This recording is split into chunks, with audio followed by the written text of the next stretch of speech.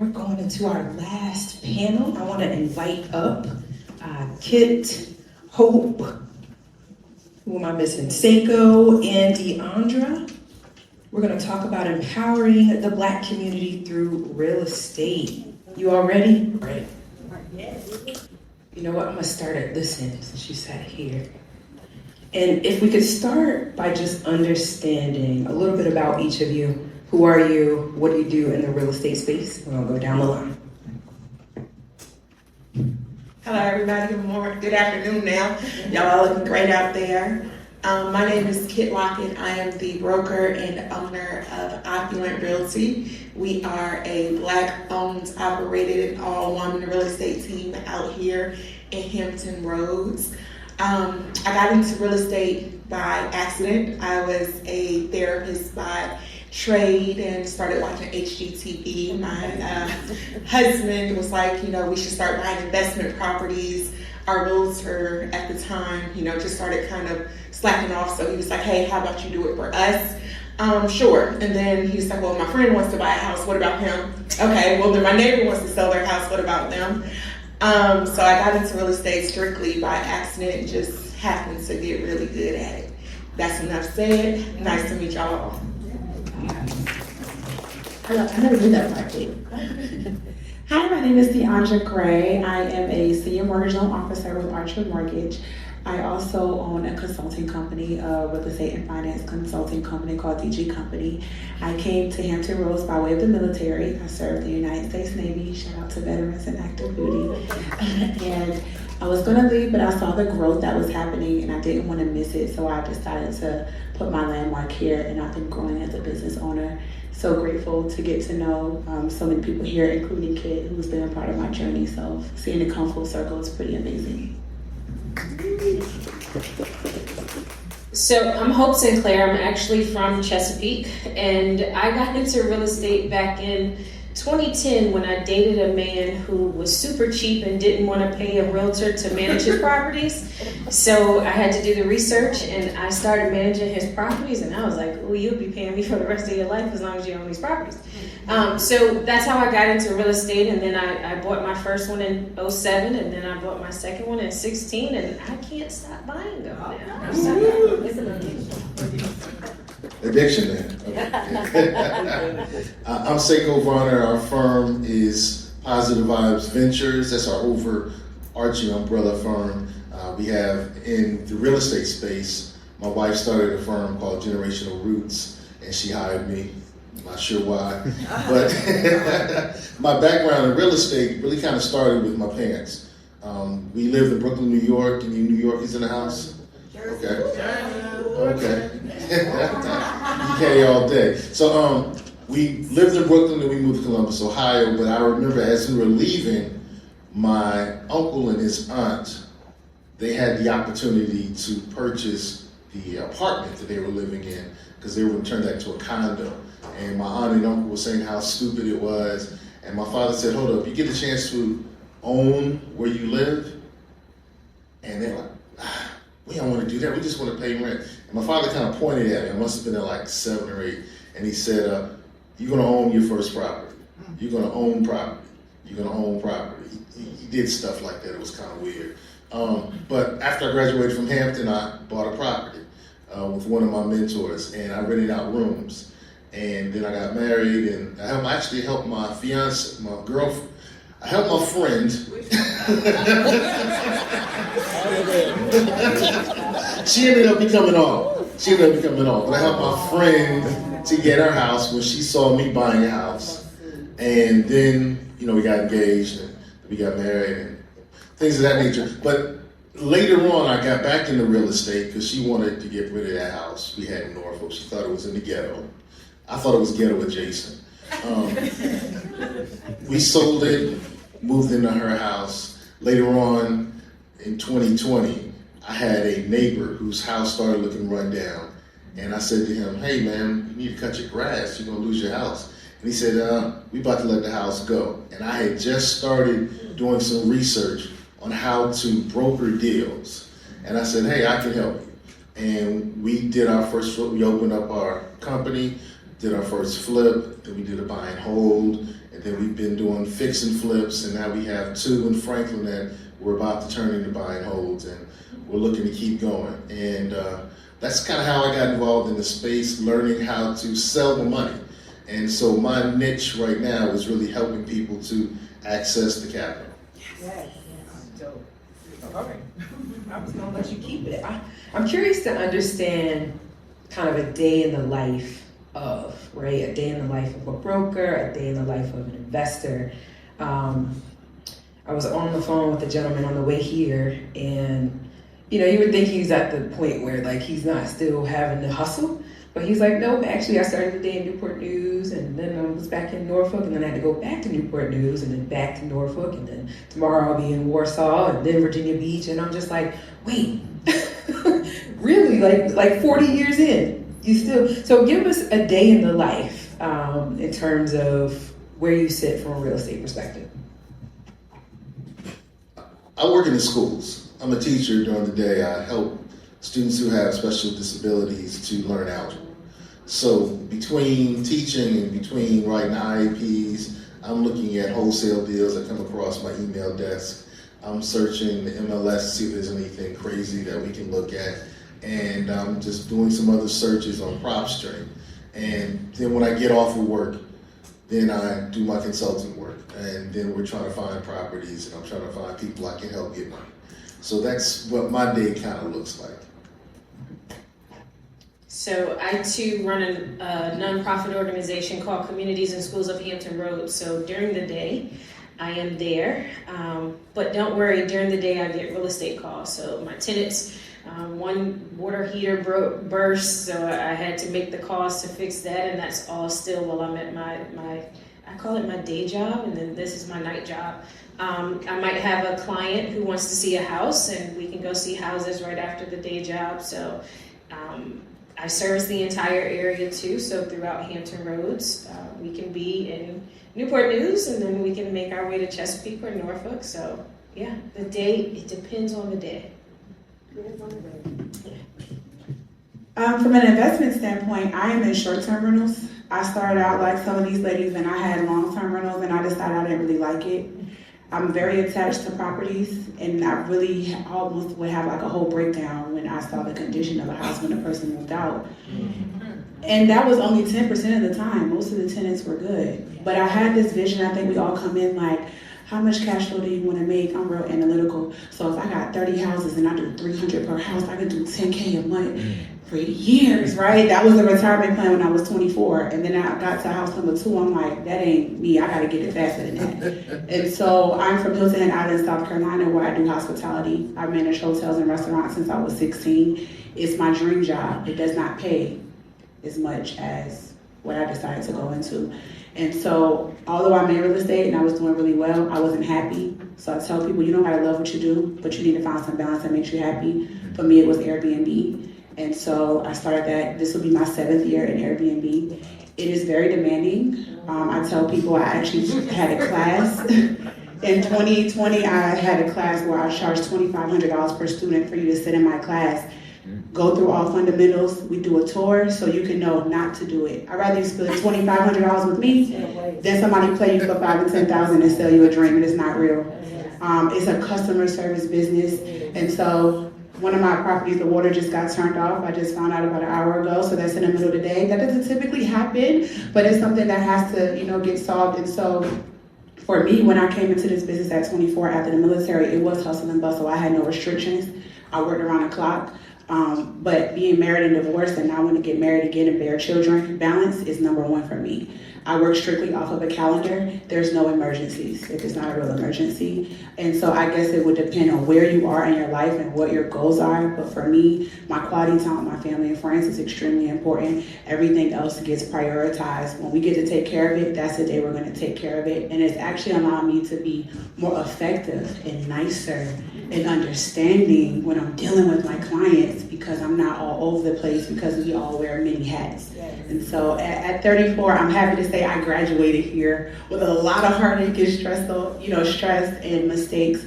But and it's a constant thing. It's not like I got here and I keep it every single day. I have to say, didn't you say you want balance, work-life balance? Then do the thing that you need to do for work-life balance. And it's working out by the grace of God. Yes, amen. So actually, Diondra was one of the first Black real estate agents that I saw. And so I had to bring that up because when they talk about like the day in the life, I remember, you know, when I was a therapist sitting in my office watching your lives and stuff and videos back then of what you were doing. You were out hustling and door knocking. And so when I got into real estate, I had that same thing. Got to do like Diondra, got to be out there. She was a Wonder Woman. And then I quickly realized that is not me. You have to stay in your lane and literally honor those for their lanes that they own without ever letting, you know, any hint of jealousy or envy come into play. Because when she was getting those $100,000 months, I remember that post. Yes. If you ain't willing to get up and do what she was doing, it probably ain't happening. So for me, I am really big on a soft life and setting expectations. I tell everyone that my husband is too fine for me to work around the clock because when that 7 o'clock bell hits, that is his time. The phone will not get answered. I made a post the other day on Facebook. Y'all remember, wait, hold on. Y'all remember the movie The 5 Heartbeats when Big Red had that man? He was like, what are my office hours? That's me. Oh, that is me to the T. And if you contact me outside of those offers, I will look out office hours. I will look at my phone and it will not get answered. So it's all about setting the expectations. I tell my clients, I tell the agents, I tell the lenders that I work with that 7 o'clock is my cutoff time and I'm gonna ask you to respect it. Most agents, you know, say that it doesn't happen, it can't happen. What you allow to happen is what happens. So respect your time, respect other people's time, and don't call me after 7. I had got Kit some flowers one time and she had just left the office. I'm like, Kit, I got these beautiful flowers. She was like, girl, I gotta get home to my husband. Now, mind you, I ain't seen Kit in like 6 years. Kit is not playing about that 7 o'clock. Wait, but give Kit the mic back. Because I think that as we got closer to the end, y'all thought this was like a self-care question. But I really want to know, how are you managing the work of running a real estate company? Like, what does that look like during the time when you're working? I appreciate the self-care. So I am really big on. Oh, thank you. No, I love this question. I'm really big on time blocking and setting a schedule. I think one of the pitfalls that entrepreneurs fall in, especially those that come from a structured corporate setting, is not actually having someone over your shoulder telling you what you need to do at this time. So I operate on a set schedule. My office hours start at 10 o'clock. That means at 10 o'clock, I am in front of my computer. That computer can be in my bed at times, I'm not gonna lie. It can be in my regular office, it can be in my home office. But at 10 a.m., I know the first thing I am doing is checking all of those emails, returning all those calls from the night before. I schedule in my lunch breaks just like I would at a corporate office. Structure is important to an entrepreneur. Most people don't get that. They think that we can just wing it. Throughout the day, even my showings are scheduled. My clients know my showing hours are between 3 and 6 o'clock because by 7 o'clock I am home. So with real estate, day to day, as everybody I'm sure will echo, you know, there's different things that may come up, but you can still put that on a schedule. Like you can say, you know, these are my hours that I market. These are my hours that I respond to emails. So for me, what I found is just by developing a calendar and a schedule and sticking to it allows me to be effective and efficient. Awesome. Thank you for that. So how do investors and real estate professionals network and collaborate? Is that a thing?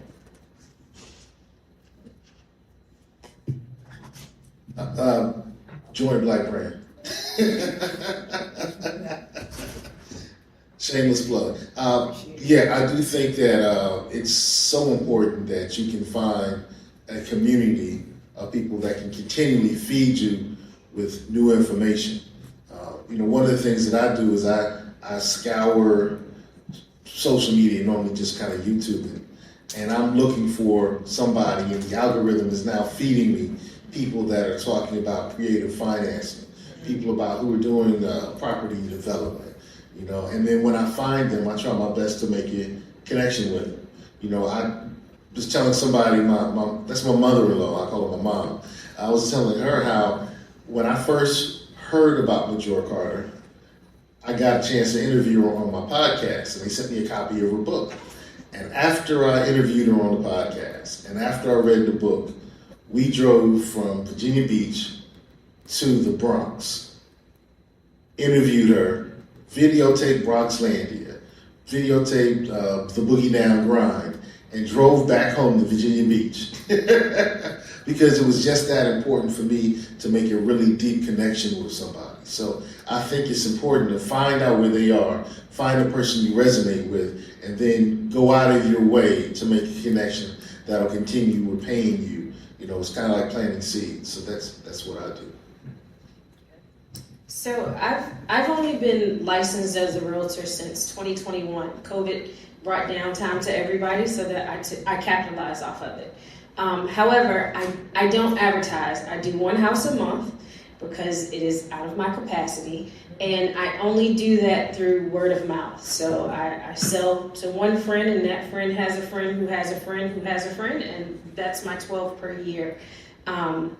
I would love to make $100,000 a month, but I'm not willing to do what she did to make $100K. I also have a 1-year-old that I tend to, so that 1-year-old is priority. He's actually my advertisement baby, so he works for a Home with Hope as well, so he makes money too as my advertisement. But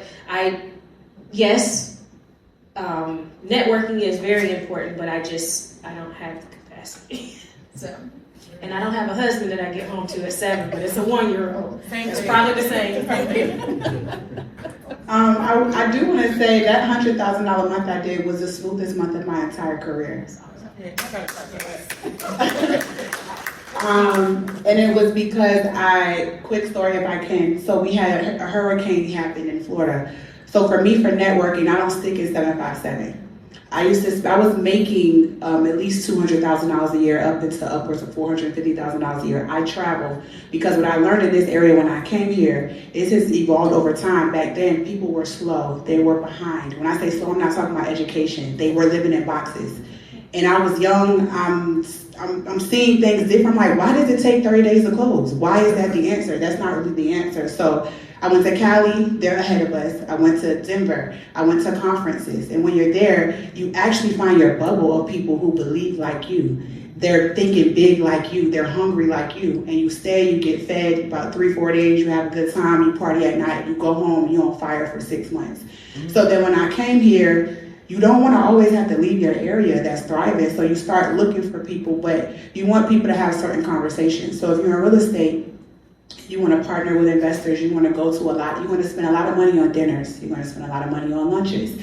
When you want to get education, I run people down and say, I want to serve you. You need coffee in the morning? How you like your coffee? I'll be there at 9 a.m. Eventually they'll put me at their table meetings where I'm not supposed to be, and otherwise I wouldn't be invited. And from there you start to get a pick of the litter of who is fitting your vision, and some of the stuff you didn't even know I needed to know. And then when people see you showing up and being adamant about whatever it may be, your 1-year-old, because there are very many professionals who are all about their children, and they want to tell you all about their children, and I'd be like, you need to be in a mom's group, because you're talking all about your kids. But those women have their priorities together, so they find their crew. So I think it's important to leave 757. We are very close to DC, New York, Charlotte. We are by evolving cities. Here, I just don't think it's smart to limit yourself. And so that would be my recommendation. But the hurricane happened in I think October of 2018, and I was part of Keller Williams. Keller Williams teaches us that you hear we drink the Kool-Aid, but we have a big network throughout the country. So if you KW to KW, no matter where you are, we're family. And I had went to this conference in DC. I met this young lady. I'm going to say her color because it's important, because also diversity is extremely important when you're doing your networking. I love networking amongst us, but you will lose a lot on the table if you were sticking with just us. And so it's this white lady, and she basically had like 10 closings, and all the houses, roofs blew off. And so January came, and she had posted that she had closed 17 homes. My initial reaction was, well, you only did that because half of them didn't even close in October. And I'm not a hater by nature, but I am human. And then I caught myself and said, well, she can do it, I can do it. We serve the same God. So I went and found an assistant. I already had a transaction coordinator and assistant. I went and found an additional assistant that could answer the petty phone calls my clients would have in the meantime. I said, I don't even know what the scale of work we're going to be doing, but I'll give you $2,000 a month. She just had a baby. She had a 1-year-old, and she couldn't leave the house. She didn't want to have her baby in daycare, and this fit into what exactly it was going to work for her. And so I went to my lender at the time, and I told him, hey, you want to close 17 loans next month? He like, I mean, it's February. I'm like, yeah, but you're white. I'm black. It's Black History Month. They call you Superman. I'm Wonder Woman. We got to motivate ourselves sometimes with our own goals and visions. And so one thing about some of the partners I have, if I believe it, they believe it too. And so he said, yeah. I said, let's do it. And so the idea was, I have 2 jobs. My job is to consult and open a door. Everything else, keep it off my plate so that I can work effectively. God had those clients drop out of the sky. People were calling me and saying, hey, we're coming from Hawaii, and we're not coming to April, but we want to close this month. But remember, I had spent years before that with learning, why is it 30 days? Why we can't get 8 days? Why we can't? All of that prepared me for this moment. It didn't just happen in my career. My lender at the time was sick with cancer, which was one of the reasons why I wanted to do a dynamic number, because a lot of agents left him when they heard he was sick. That work-life balance that people just are kind of against. And so the shortest month of the year, on the 28th, we closed our 17th transaction, and he died 3 days later. And so that really shook me after that, which is why I kind of shifted my mindset, because I didn't even go see him during that process because we had that goal, but we had a plan. I prepared for the flood before it came. I didn't say, I want to sell 20, we're going to figure it out. It doesn't work that way. And you'll find yourself where other people can see that you're fluttering, and other people will see that you're not prepared. They don't trust you as much. And if you're God-fearing like I am, I don't think it's safe for God to trust you with that as well. So I would definitely say anything, whether it's networking or you setting goals, if you don't have people at the table that are supporting, whether it's saying, I'm going home at 7, we don't never tell a kid that's crazy. And we're her with a young baby, we won't say that little baby can wait. We say, okay, and how can we make it work within what we already believe, and we can make it happen. I've seen it done again and again. So with networking, I'm a little bit different just because I don't do it. I'm a homebody. I'm naturally a homebody, and like I tell people, like I tell my staff, you have to find what works for you.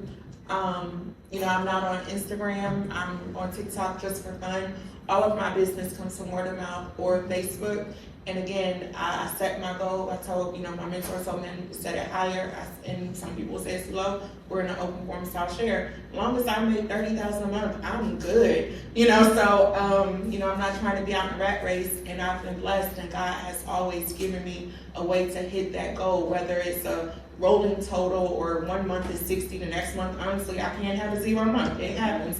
But I do not network. My Facebook is my business, it's my billboard, it's my card, it's everything. If it gets shut down, I know everybody always asks those hypotheticals. I'll let y'all know I'm gonna be broke. That's just gonna happen. That's that simple. I do have a goal this year of getting out and meeting more people and networking. But honestly, that's just not my thing. I'm gonna talk to you if you come up to me. If we happen to be in the same place, I'm gonna probably talk more than I should, as y'all can see. But I'm just not the networking kind. But if y'all come to my house, we can talk. Thank you. Biggest mistake you've made in real estate, and how did you bounce back? Biggest mistake you made. Yeah.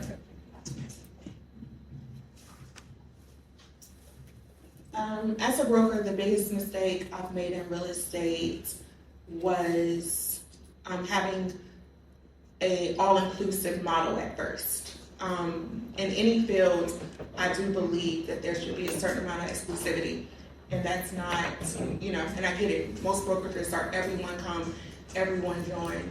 But what I do believe also as a real estate professional is that you have to have people around you that can keep that momentum going. What if when she had that 17 closing month, someone told her, oh, that's crazy, we can't do that, we can only do 10.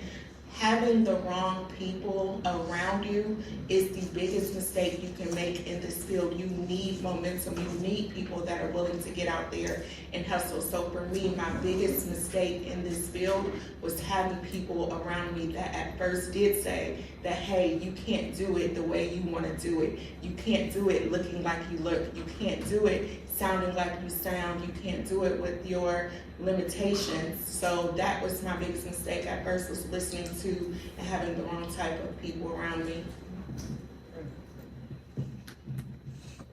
I made so many mistakes. My biggest mistake, like almost regretful mistake, is hiring the wrong people, which is something you kind of have to go through to experience.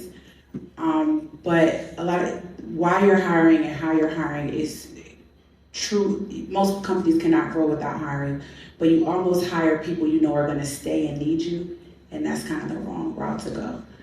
Whereas later on, when I figured it out, you hire people who are efficient for the job, and they might outgrow you. You might even grow them so much where they leave you, and that is okay. And so I would never make that mistake again, though.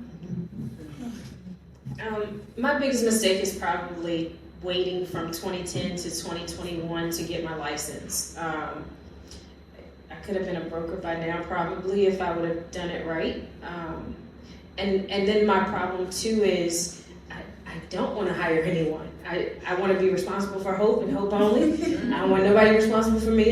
So I want to be the broker to run my own operation, because again, one a month, I'm fine as long as I have that full-time job up there. So that's all I fall back on. That's all I need at this point in my life.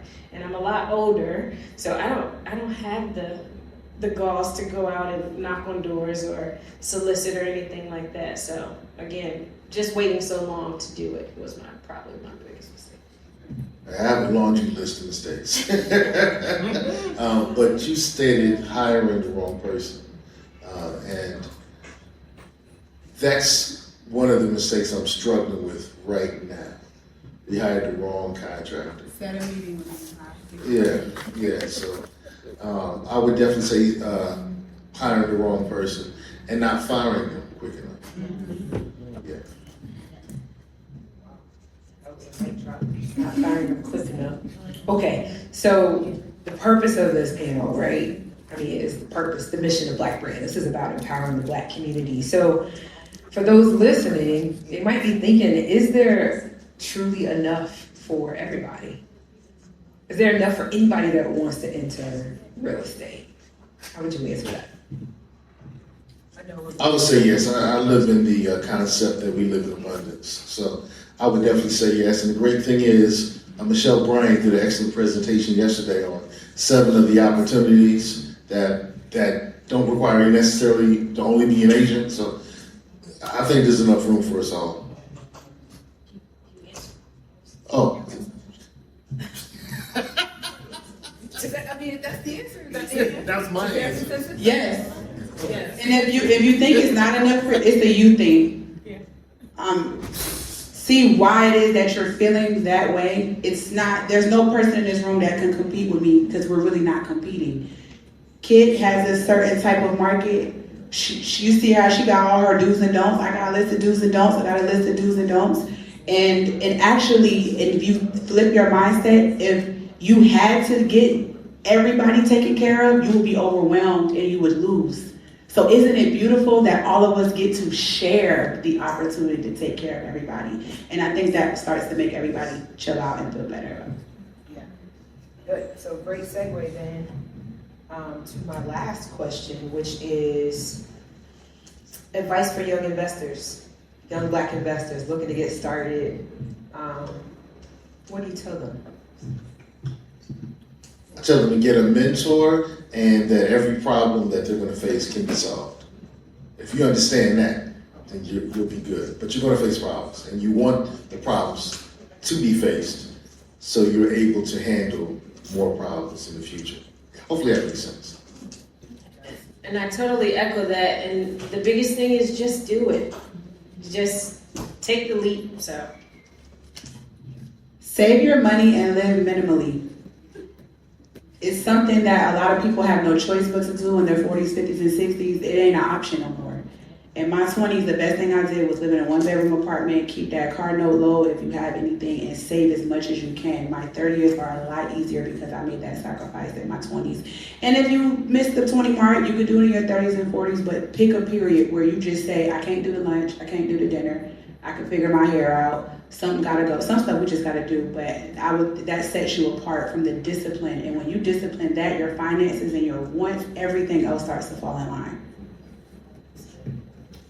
I would say for a young investor, if you are going into it, flipping or new construction even, make sure you have a real estate agent that you are partnered with or a real estate professional that is experienced.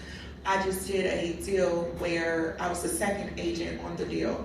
My client was advised to build this house, all in, ended up costing her like $400 and something odd. And she was like, the agent told me I could sell it for $500,000, it's worth $500,000. I told her, no, it's not. I was like, a $500,000 expects X, Y, and Z. You are on the corner, and ma'am, that is absolutely a trap house across the street. A $500,000 buyer is not moving into that area. So she asked me, how much would it go for? I said $450. She said, well, can we try 500? We can try $1 million if you want to. It's not gonna sell. So we tried 500. I already have in my contract dedicated price reductions that they pre-sign. That is something that I do. So in 2 weeks, it was automatically lowered by increments that she approved, 10,000. I told her on our first meeting it would sell at $450. When we got to $450, we got 3 offers after that house had been on the market for 3 months. But that number was the number, and I knew it from the time when I saw that house. And she's like, I'm not gonna make any money on this deal. Her mistake was she had an agent who had no experience in new construction, no experience in that price point, and no experience in that agent advising her. She ended up losing $12,000. She paid $12,000 to sell that property, and it was her very first one. So my advice would be to get an experienced agent. If you're going into, the buy and hold rental market, get someone who has experience with rentals.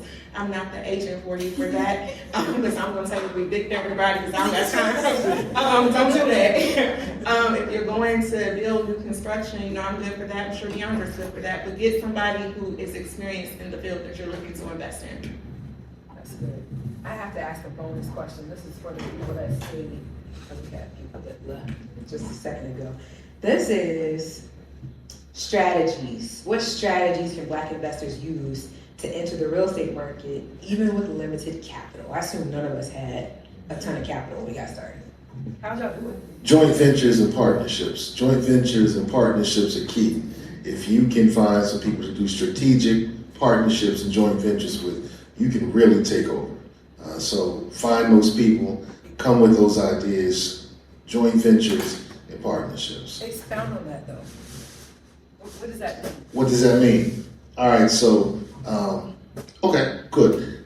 Clarence has a lot of experience with arbitrage, Airbnb, that type of deal, right? All right, he also has really great experience working with townhomes. I've seen him with 3 of them that were townhome properties. And I'm like, okay, so now I'm getting this townhome property and I don't have a lot of capital.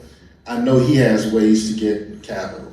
And I know that this man over here, Tor, has a construction company or construction connections. So I'll bring the 3 of us together, we have lunch, I'm paying for it, and we're going to structure a deal where one part gets paid, and I may get a consulting fee for it. And that consulting fee can now be used for me for my down payment for my next property that he's going to find for me, that he's going to fix for me. And I can continue that strategy over and over until I'm able to have the experience, the connections, and the confidence to do my own deals. Okay. Awesome. Okay. So I did, like Ms. Gray said earlier, I lived minimally. Oodles and noodles make me throw up now. That's how many I ate. No lights were on in my house, not because I didn't have electricity, but because I needed to make sure my bill was $25. So in my first house, I was totally, I don't know why they gave it to me, but this is also why the banks flipped back in 2008. So when I bought my first house, it was $175,000. My mortgage was $1,400. My one paycheck was not $1,400. So I had to pay my mortgage twice a month. $700 the first 2 weeks I got paid, $700 the next 2 weeks. That's why them lights ain't come on, because I was making like $11.56 an hour. Then I realized, Hope, you don't have any kids, you're single, you need another job. So then I got another full-time job. But what I said with that full-time job is I'm gonna put all this money in the bank, continue to live minimally. So that allowed me to then buy a house cash. So my second house was like $49,000 in 2016. My brother fixed it up. It's probably raggedy now, so I should have called him. But nevertheless, that one then paid my mortgage of the house that I lived in, because I was able to leverage the money and I didn't have a mortgage. So my tenant still paid my mortgage. And then it turned out that, oh, this is fun. Let me continue living minimally and making sure. No one will lend me anything. If you look, I have those 3 letters behind my name, and all that means to me is student loans. So I have a bucket load of student loans. So I had to save and continue to save. So now my tenants are still paying my mortgage, and when I want another house, my tenants pay for that new mortgage. So that's how I was able to leverage the capital. So I buy properties, they're stupid cheap, and then I put a tenant in it and I charge them what market rent is, and I save the money and pay down the mortgage. So that's it. I didn't have capital. I did have capital when I started, but I was in real estate. So I didn't have the credit to actually buy my first home by myself. But I sat down with a white person who so what happened was, I'm from the South, so you'll hear me mention race because it's important for y'all to understand. I put on Facebook, I made $150,000 last year, and I feel like how much work I did, my value isn't high enough. And she DM'd me and said, I want you to meet me at Yard House tomorrow and bring a notepad and a pen. And the one thing she yelled at me about is, stop looking at banks for money and look around you. There's so much money around you. And I'm looking around like, y'all just saying that. Y'all be using y'all privilege. You don't really, it's not that easy. It's not that simple. And she gave me some other tips after that. But as a person who serves, I can honestly say, people don't really mention this, when you don't have anything to your name, you go ask how you can serve someone.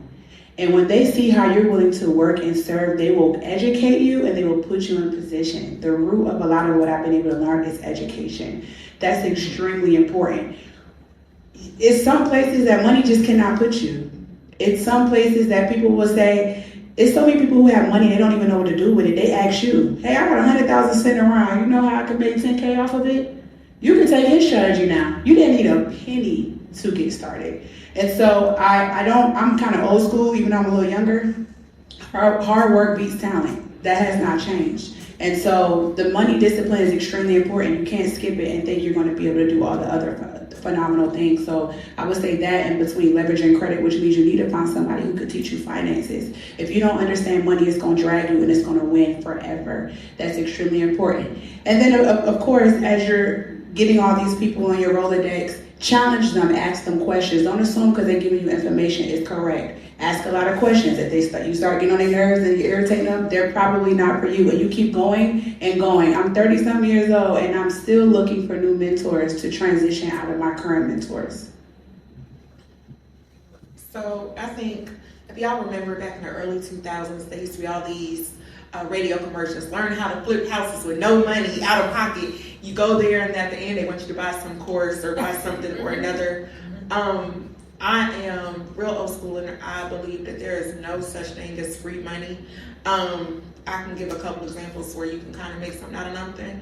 But in real estate now, especially with the acquisition costs being so high, it does take capital. It is getting harder and harder. It does not mean impossible to come into the investment game with nothing. So start by saving. If that means a couple of you and your friends, who have refunds, tax refunds, TSPs, 401ks can take a couple of dollars out, put it together and do it as a joint venture. You can go in as a subject to.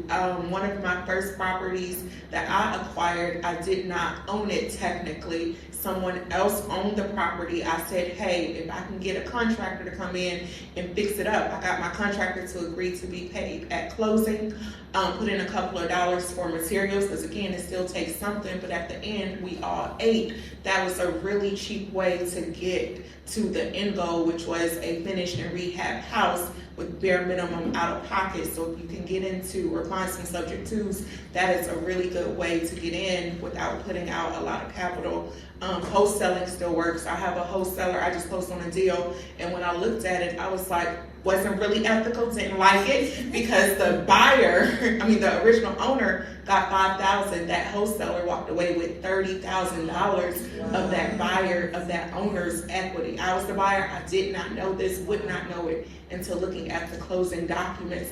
And when I tell y'all that man was so happy for that $5,000, he did not understand that the wholesaler just took $30,000 from him.